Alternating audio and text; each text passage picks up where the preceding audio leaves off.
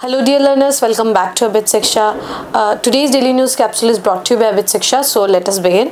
आज के जो न्यूज़पेपर आर्टिकल है उसमें बहुत लिमिटेड आर्टिकल्स थे. एक तो आपका इजराइल और लेबनान का वो जो रो है वो तो है ही न्यूज़ पे, और दूसरा जो the assassination of Baba Siddique NCP leader, so वो जो है वो न्यूज़ ज़्यादा बना हुआ है. तो उसमें से जो रेलेवेंट न्यूज़ है उसको मैंने पिकअप किया है. एंड कुछ चीज़ें थी जैसे कि हमने नोबेल प्राइज़ के ऊपर डिस्कस नहीं किया, हमने शंघाई कोऑपरेशन ऑर्गेनाइजेशन के ऊपर डिस्कस नहीं, नोबेल प्राइज़ के ऊपर डिस्कस नहीं किया था, तो ये हम लोग डिस्कस करेंगे आज. शंघाई कोऑपरेशन ऑर्गेनाइजेशन के ऊपर एक न्यूज़ आया है एंड काजीरंगा नेशनल पार्क के ऊपर एक न्यूज़ आया. तो ये तीनों आज के टॉपिक्स हैं, इनको एक एक करके हम लोग अंडरस्टैंड करेंगे एंड वी विल बिगिन. ठीक है, तो आरआरबी एनटीपीसी का again if you are trying, if you are willing to give the examination, as I have mentioned, it's a very lucrative examination. बहुत ज़्यादा एस्पिरेंट्स है and if you want to be ahead of other students you can join the live classes जो कि हो रहा है आज भी हमारा मैथमेटिक्स का जो है लाइव क्लासेस है. You can join in 6:30 PM शाम को. अब यूट्यूब पे जो है फ्री क्लासेस जो है हम लोग लाइव कर रहे हैं, so you can tune in. ठीक है, एंड अगर आप सोच रहे हैं कि आपको फुल फ्लेजेड कोर्स चाहिए, you can download the Abhit Shiksha का app and you from 5th of November you will get all the classes in the application only. So आप वो ज्वाइन कर सकते हैं and you can kick start your preparation and you can be ahead of others. ठीक है, तो this is the very extensive course. You can surely definitely bet on this course, entire course, and you can join in. ठीक है, तो this is it. पहले हम लोग देखते हैं नोबेल प्राइज़ के ऊपर. ठीक है, so this is the Nobel prize का जो है photo. This is sir Alfred Nobel. So इनके नाम पे जो है नोबेल प्राइज़ का जो है शुरुआत हुआ था. He was a Swedish entrepreneur and a philanthropist. और एंटरप्रेन्योर फिलांथ्रोपिस्ट बोलते ही मुझे रतन टाटा जी याद आ गए. He sadly he passed away and he 2-3 days away only, मतलब 2-3 दिन पहले ही जो है वो जो है पास हो गए थे. And he was the true, what do we say, he was the true gem of the country, right. And the absence can never be filled. ठीक है, उनका जो एब्सेंस है वो कभी भी भर नहीं सकता, वो जो वॉइड है वो कभी भी भर नहीं सकते हम. So he was absolute gem of a person and gem of India also. So that is it. और ये अल्फ्रेड नोबेल है, ये स्वीडिश एक फिलांथ्रोपिस्ट है and he was an entrepreneur. और उनका काफ़ी इंटरेस्ट था आर्ट में, लिटरेचर में, साइंस में. तो उन्होंने ये जब वो व्हेन ही पास्ड अवे, उन्होंने ये जो पूरा सिस्टम है नोबेल प्राइज़ का उसको सेटअप करके and he donated all his money for this awards only. तो ये उसके बारे में थोड़ा बैकग्राउंड इन्फॉर्मेशन देखते हैं. जो नोबेल प्राइज़ है ये 1901 में पहली बार जो है अवार्ड जो है वो दिया गया था.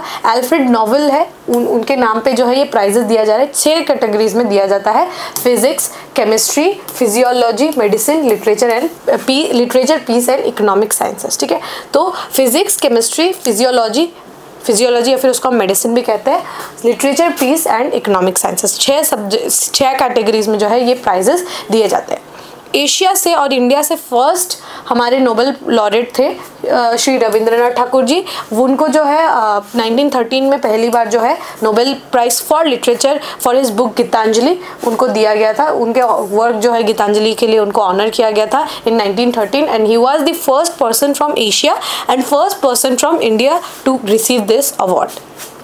ठीक है, रविंद्रनाथ ठाकुर जो कि हिज वर्क फॉर गीतांजलि. ठीक है, और नोबेल प्राइज़ का मॉनेटरी अवार्ड भी है. Monetary award is 1100,000 kroners. It's around 10 lakh $US है. It's a very huge amount of money and काफ़ी अच्छा अमाउंट जो है ये दिया जाता है. और ये जो प्राइज़ मनी है ये जैसे आप अगर देखें तो प्राइज़ मनी जो है ये 3 लोगों को दिया जा सकता है. ठीक है, ए ग्रुप ऑफ 3 इंडिविजुअल्स को दिया जा सकता है. मतलब जैसे आप देखेंगे अभी केमिस्ट्री में भी 3 लोगों को अवार्ड दिया गया. तो the prize money can be divided in 3 people या फिर एक ऑर्गेनाइजेशन को दिया जा सकता है. 3 लोगों से ज़्यादा को नहीं दिया जा सकता. अगर एक ऑर्गेनाइजेशन है दैट इज़ एन एक्सेप्शन. जैसे इस बार आप देखेंगे पीस के लिए एक ऑर्गेनाइजेशन को अवार्ड दिया गया है, सो दैट इज़ एन एक्सेप्शन. लेकिन अगर आप ऐसे 3 जैसे ग्रुप ऑफ पीपल में 3 लोग होने चाहिए, उससे ज़्यादा नहीं होना चाहिए. आप 5-6 नहीं लेकर आ सकते. या तो आप 3 या 3 से कम हो या फिर वो एक ऑर्गेनाइजेशन हो. ठीक है, तो वो एक्सेप्शन है। वरना नॉर्मली 3 लोगों से ज़्यादा में प्राइज मनी जो है वो डिस्ट्रीब्यूट नहीं होना चाहिए, ठीक है। although Nobel Prize can be awarded to organization of more than 3 people, ज़्यादा मतलब 5-6 हज़ार, जैसे रेड क्रॉस सोसाइटी है, ये सब क्या है, बड़ी ऑर्गेनाइजेशंस है ना, उनको जो है नोबेल प्राइज़ दिया जाता है, तो वो एक एक्सेप्शन है। लेकिन अगर आप जैसे देख रहे हैं ग्रुप ऑफ पीपल 3 लोगों से ज़्यादा नहीं होना चाहिए, दिस इज़ दी क्राइटेरिया, ठीक है। इस बार अगर हम देखें फिजियोलॉजी या फिर मेडिसिन में किनको दिया गया है, Victor Ambros and Gary Ruvkun, ठीक है। क्या के लिए, discovery of micro RNA and its role in post transcriptional gene regulation, ठीक है। उनको माइक्रो आरएनए के लिए जो है फिजियोलॉजी या मेडिसिन में अवार्ड दिया गया। फिजिक्स में John J Hopfield and Geoffrey E Hinton, इनको जो है फिजिक्स के लिए दिया गया है। आर्टिफिशियल न्यूरल नेटवर्क्स का डिस्कवरी और इन्वेंशंस के लिए John J Hopfield and Geoffrey E Hinton को नोबेल प्राइज दिया गया है इन फिजिक्स। केमिस्ट्री में देखिए 3 लोगों को दिया गया, अगेन आई एम रिपीटिंग कि 3 लोगों से ज़्यादा का ग्रुप नहीं होना चाहिए या फिर एक बड़ा सा ऑर्गेनाइजेशन होना चाहिए। तो केमिस्ट्री में David Baker, Demis Hassabis and John Jumper, इनको दिया गया है। कंप्यूटेशनल इन्होंने प्रोटीन डिजाइन बनाया गया है और प्रोटीन स्ट्रक्चर का प्रेडिक्शन जो है ये किया है इन्होंने, ठीक है। उसके बाद लिटरेचर में हांग कैंग को दिया गया है और ये इनका जो पोइट्री है ये थोड़ा यूनिक टाइप का पोइट्री है, बिकॉज ये पूरे प्रोज में लिखती है एंड जो हिस्टोरिकल ट्रॉमा है, ठीक है, जैसे कि कोरिया का जो हिस्टोरिकल ट्रॉमाज है, जैसे आपको पता होगा कि जापानीज इन्वेंशन था, एंड जो हिस्टोरिकल ट्रॉमा है उनको as a basis of prose वो उस तरीके से पोम जो है वो लिखती है। इसीलिए हैंग कैंग जो साउथ कोरियन एक राइटर है उनको दिया गया। And she exposes the fragility of human life, कि ह्यूमन लाइफ कितना फ्रेजाइल है, ठीक है, कितना फ्रेजाइल है, कितना सेंसिटिव है ह्यूमन लाइफ, तो उसके ऊपर भी वो पोएम लिखती है, ठीक है। पीस के लिए निहोन हिदानक्यो, ठीक है। निहोन हिदानक्यो क्या है, it is an organisation based out of Japan, ठीक है।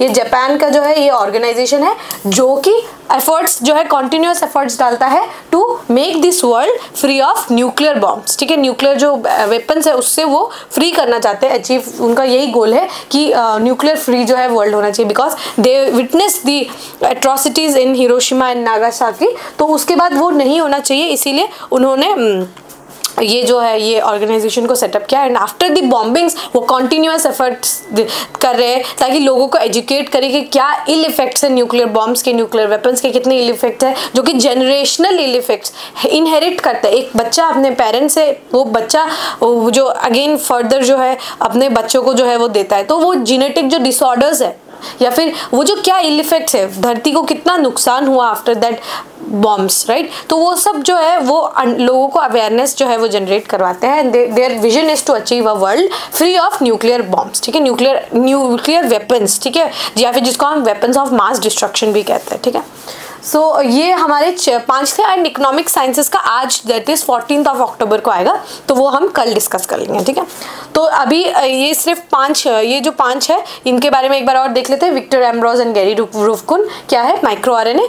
John J Hopfield and Geoffrey Hinton, इनको मिला है artificial neural network. In physics के लिए उनको अवार्ड मिला गया है। केमिस्ट्री में David Baker, Demis Hassabis and John Jumper, इनको दिया गया है protein design and protein structural prediction के लिए उनको अवार्ड दिया गया है। लिटरेचर के लिए हैंग कैंग को दिया गया है। हैंग कैंग जो है वो जो historical traumas and fragility of human life है उनके लिए उनका जो है काफ़ी अच्छे से वो प्रोज लिखती है, तो उनको लिटरेचर में दिया गया है। पीस के लिए Nihon Hidankyo, their efforts for achieving a world which is free of nuclear weapons. And कल आपका आएगा, आज मतलब आज 14 को दिया जाएगा, सो वो हमें कल पता चल जाएगा, ठीक है, इकोनॉमिक्स का। Next is news on SCO। तो इस बार का जो SCO का 2024 का मीटिंग जो है वो हमारे इस्लामाबाद में हो रहा है, ठीक है। 14 एंड 15 को जो है इस्लामाबाद में हो रहा है। तो हम लोग SCO एज अ ऑर्गेनाइजेशन वो देख लेते हैं। SCO जो है स्टैंड करता है शंघाई कोऑपरेशन ऑर्गेनाइजेशन, ठीक है। ये कब बना था, ये बना था 2001 में। 1997 में इसकी नींव जो है वो रख दी गई थी और 2001 में जो है इसको फर्स्ट समिट जो है SCO का ये हुआ था। ये क्या है, एक ऑर्गेनाइजेशन है, इंटर गवर्नमेंटल ऑर्गेनाइजेशन है, जो कि पॉलिटिकल, इकोनॉमिक, सिक्योरिटी वगैरह जो भी प्रॉब्लम्स है उनको वो डिस्कस करते हैं, ठीक है। पहली बार जो समिट हुआ हुआ था, ये कहाँ हुआ था, शंघाई इन चाइना में हुआ था, ठीक है। पहले इसको शंघाई 5 बोला जाता था, यहाँ पे सिर्फ 5 कंट्रीज थी, अभी धीरे धीरे जो है 10 मेंबर्स का ये हो चुका है, एक ऑर्गेनाइजेशन जो है ये बन चुका है। ये क्या एम करता है, to promote cooperation, mutual support in area such as trade, investment, energy, transportation and security. तो ये सब के लिए ये म्यूचुअल जो है सपोर्ट एक दूसरे का लेता है, because it is an intergovernmental body, ठीक है। बेलारूस जो है it is the 10th member of SCO। Belarus जो है it is the recent addition हुआ है, बेलारूस जो है 10th मेंबर है, ठीक है। तो रेलेवेंस क्या क्या है, हमारे जैसे हमारा जो है आफ्टर फॉर्मेशन इन 1991 में जो है इसका फॉर्मेशन हुआ, तो उसके बाद से हम जो है जो SCO के मेंबर्स हैं उनके साथ हम कंटिन्यूस जो है हम उनके साथ एंगेज कर रहे हैं। स्पेशली हमारा फोकस रहता है इसमें सेंट्रल एशियन की जो कंट्रीज़ है ना, उनके साथ हम ज़्यादा एंगेज करने की कोशिश करते हैं यहाँ पे, ठीक है। सेंट्रल एशियन जो कंट्रीज़ हैं उनके साथ हम ज़्यादा एंगेज करने की कोशिश करते हैं इन SCO। सो ये हमारे लिए कॉमन जो भी एरियाज़ ऑफ फ्रेंडशिप या फिर म्यूचुअल अंडरस्टैंडिंग है, हम वहाँ पर उनके साथ कोलैबोरेट करने की कोशिश करते हैं। उसके बाद हमारा सबसे इम्पॉर्टेंट SCO का है रैट्स का फीचर, ठीक है। रैट्स क्या है, काउंटर टेररिज्म एफर्ट्स है, ठीक है। ये क्या है, रैट्स एक सिग्निफिकेंट बहुत ज़्यादा इंपॉर्टेंट हो गया है। रैट्स जो है ये एक काउंटर टेररिज्म का जो है ये विंग है, ठीक है। वो जो काउंटर टेररिज्म के लिए ये काम करते हैं, दिस इज़ वेरी यूनिक, ठीक है, बहुत यूनिक है ये। ऐसा कि मतलब ज़्यादातर हमें कोई भी ऑर्गेनाइजेशन में ऐसा देखने को नहीं मिलता है, बट SCO में हमें देखने को मिल रहा है कि ये जो है काउंटर टेररिज्म के लिए काम करता है। जैसे इंटेलिजेंस गैदर करना, जैसे अगर कोई लेट्स से एक ऑर्गेनाइजेशन है, अगर वो एक्टिवली एंगेज है और किसी और कंट्री को जो SCO का मेंबर है उनको पता है, उनको अगर ऐसा न्यूज़ आ रहा है तो वो they can share it with the other countries जो कि SCO के मेंबर्स हैं। ड्रग ट्रैफिकिंग को स्टॉप करना, ठीक है। और यहाँ पर SCO की वजह से क्या है, हमारा जो बायलैटरल ट्रेड है ना वो भी इम्प्रूव हुआ है बाकी SCO कंट्रीज़ के साथ। एक चीज़ जो याद रखिएगा यहाँ पे, जो वाराणसी है, ठीक है, वाराणसी जो है ना या बनारस जो है, it is the cultural capital of SCO, ठीक है। ये याद रखिएगा, कैपिटल ऑफ SCO हमारा बनारस जो है it is the cultural capital of SCO। This is very important, alright. उसके बाद क्या है, चैलेंजेस क्या क्या है इंडिया के लिए। एक तो सबसे पहला है इन्फ्लुएंस ऑफ चाइना। बिगेस्ट जो चैलेंज है वो है चाइना का इन्फ्लुएंस बहुत ज़्यादा है शंघाई कोऑपरेशन ऑर्गेनाइजेशन। और इसका जो सेक्रेटेरिएट भी है ना, अगर आप देखेंगे सेक्रेटेरिएट जो है ना वो भी कहाँ है, बीजिंग में है, ठीक है। सेक्रेटेरिएट जो है इट इज़ इन बीजिंग में है इसका सेक्रेटेरिएट। तो यहाँ पर डोमिनेंस जो है वो चाइना का बहुत ज़्यादा है। और यहाँ पर क्या है, जैसे चाइना अपना बेल्ट एंड रोड इनिशिएटिव को बहुत पुश करते रहता है, तो that is very problematic for India. और जैसे बैलेंसिंग जो है, जैसे टाइज मेंटेन करना हो, जैसे एक विंग है आपका रशिया चाइना का, हम दूसरी तरफ क्वाड के साथ जो कि अमेरिकन जो वेस्टर्न जो है इंक्लिनेशन वाले जो वेस्टर्न आइडियोलॉजी वाले के साथ जो है हमारा वो जो बैलेंस करना है बिटवीन SCO एंड क्वाड, वो थोड़ा सा दिक्कत हो जाता है हमारे लिए समटाइम्स। एंड उसके ऊपर से पाकिस्तान भी एक मेंबर है, ठीक है, पाकिस्तान भी एक मेंबर है जो कि मतलब आयरनी वाली बात है कि वो भी रैट्स का हिस्सा है, काउंटर टेररिज्म का हिस्सा है, which is the hub, which is the safe haven for terrorism, वो भी रैट्स का हिस्सा है। So it's very ironical also, ठीक है, बहुत आयरनी वाली बात भी है यहाँ पर। और मतलब पाकिस्तान भी है तो उनके साथ जो है समटाइम्स, और मतलब जैसे इस बार भी इस्लामाबाद में जो हो रहा है, so we are not expecting any bilateral talks with Pakistan and India. हम जो है सिर्फ SCO का जो मीटिंग है जो है वो अटेंड करने जा रहे हैं। External affair minister Shri S Jaishankar ji जो है he will represent India in Pakistan, Islamabad में जो है वो हमें रिप्रेजेंट करेंगे, ठीक है।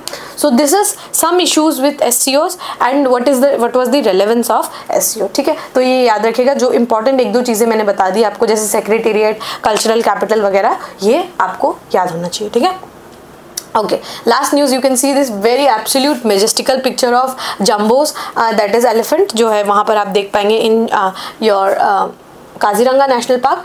Very important, very you can see the picture and the happiness, मतलब कितना beautiful this the picture itself is so beautiful and आपको पता होगा कि काजीरंगा जो है it is the pride, one of the pride of Assam, right, pride of Assam के रूप में हम कंसिडर करते हैं, तो ये इंपॉर्टेंट हो जाता है, ठीक है। And not only pride of Assam but also pride of India, the home of one horn rhinos, greater one horn rhinos, right. So this is very important, absolutely important जो है ये हमारा नेशनल पार्क रहता है। अगर नेशनल पार्क का अगर हम लिस्ट निकालें तो काजीरंगा जो है it is one of the top listing जो हमारे नेशनल पार्क है उसमें काउंट करते हैं हम।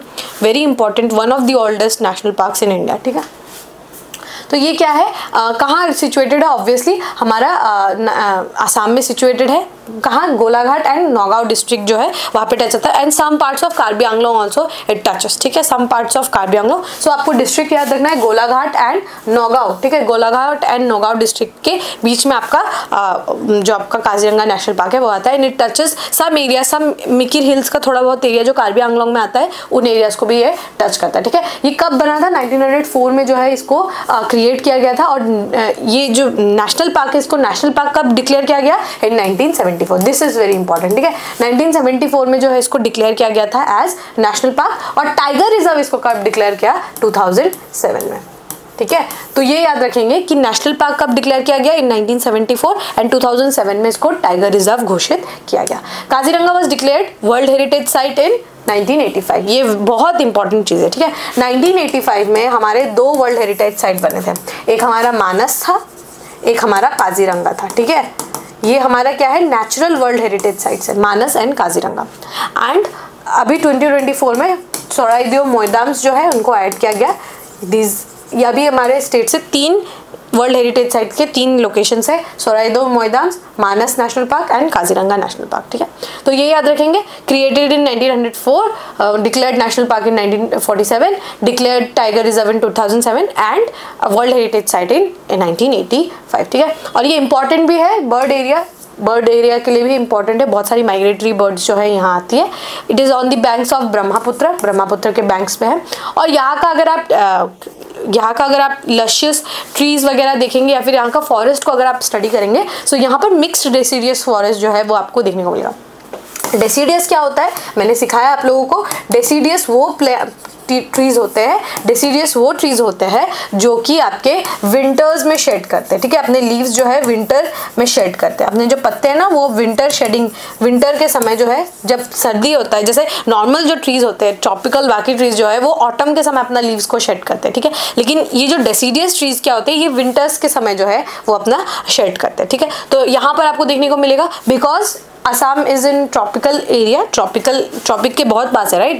जैसे मिजोरम और त्रिपुरा से तो ट्रॉपिक गुजरता है, तो यहाँ पर क्या आपको देखने को मिलेगा, ट्रॉपिकल फॉरेस्ट, ठीक है। तो ट्रॉपिकल फॉरेस्ट है जिसमें यहाँ पर मिक्स्ड डेसिडियस फॉरेस्ट है और सेमी एवरग्रीन फॉरेस्ट है। जैसे एवरग्रीन क्या है, सदाबहार, एवरी टाइम वो ग्रीन ही हमें दिखेगा, कोई भी महीना हो, कोई भी साल हो, वहाँ पर आपको ग्रीनरी देखने को मिलेगा, उसको हम क्या कहते हैं, एवरग्रीन फॉरेस्ट, ठीक है। जैसे आप दीन पटकाई चल जाएंगे, एवरग्रीन ऑफ द ईस्ट भी हम कहते हैं, या फिर अमेज़न ऑफ द ईस्ट भी हम कहते हैं, तो वो क्या है, एवरग्रीन है। डेसिडियस क्या है, विंटर में शेड करते हैं। तो यहाँ पर आपको मिक्स देखने को मिलेगा। यहाँ पे काजीरंगा में टॉल ग्रासेस है, ऑब्वियसली रिवर के पास है तो ग्रासेस बहुत लंबे लंबे है, यहाँ पर ओपन जंगल है एंड शॉर्ट ग्रासेस भी आपको देखने को मिलेगा, ठीक है। सो इस टाइप का आपको वेजिटेशन जो है यहाँ पर देखने को मिलेगा, एंड बिग 5 तो आपको देखने को मिलेगा ही, ठीक है, बिग 5 जो है वो आपको देखने को मिलेगा। सो ये लोकेशन है, यहाँ पर आप देख सकते हैं, this is Assam and this बीच में जो है काजीरंगा है, भी यहाँ पर से जो है हमारी ब्रह्मपुत्र रिवर जो है वो आके ऐसे चली जाती है, एंड हमारे काजीरंगा जो है यहाँ पर बीच में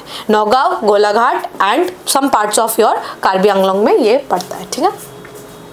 सो दिस वाज दिस, होपफुली आपको ये समझ में आ गया होगा। With this, we have come to end of today's daily news discussion. If you have liked this discussion, don't forget to give a like and write down in the comment section. We will meet in the next discussion. Till then, take care and thank you.